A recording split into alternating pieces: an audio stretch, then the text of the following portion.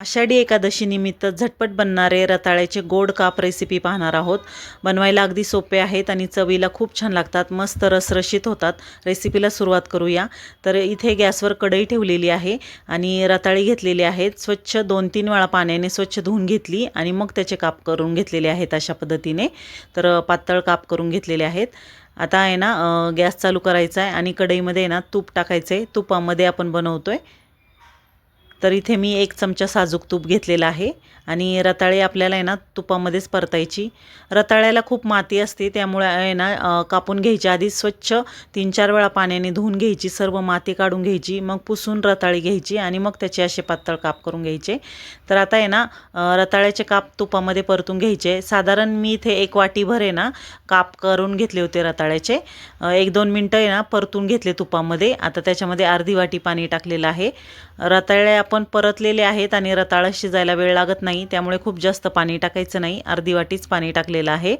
आणि आता आहे ना याच्यामध्ये बारीक चिरलेला एक गच्च चमचा भरून असे ना 2 चमचे गूळ घेतलेला आहे। गुळामध्ये बनवते रताळ्याचे काप। तर 2 चमचे गच्च भरून असे चिरलेला गूळ घेतलेला आहे। गुळाचं प्रमाण तुम्ही तुमच्या आवडीनुसार कमी जास्त करू शकता। गूळ टाकल्यानंतर आहे ना झाकण ठेवून आहे ना पाणी आटत तोपर्यंत आणि रताळ शिजत तोपर्यंत झाकण ठेवायचं आहे। तर हे बघा 1-4 मिनिटांनीच आहे ना मी झाकण उघडून पाहिलं, तर पाणी आटलेलं आहे बऱ्यापैकी, थोडंसंच राहिलेलं आहे आणि रताळीसुद्धा चांगली शिजलेली आहे।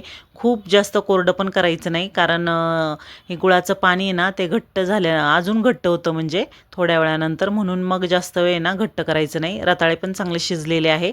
या स्टेजलाच गॅस बंद करायचा। मस्त झटपट असे आपले रताळ्याचे काप तयार झालेले आहेत।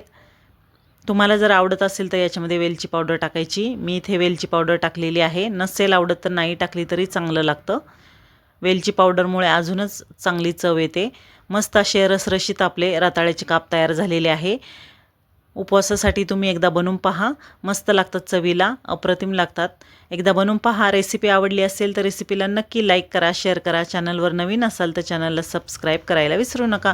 नवीन रेसिपीच्या नोटिफिकेशनसाठी सोबतच बेल आयकॉन प्रेस करा आणि ऑल नोटिफिकेशन ऑन करा, म्हणजे माझ्या येणाऱ्या नवीन व्हिडिओंचे नोटिफिकेशन तुम्हाला सर्वात आधी मिळेल।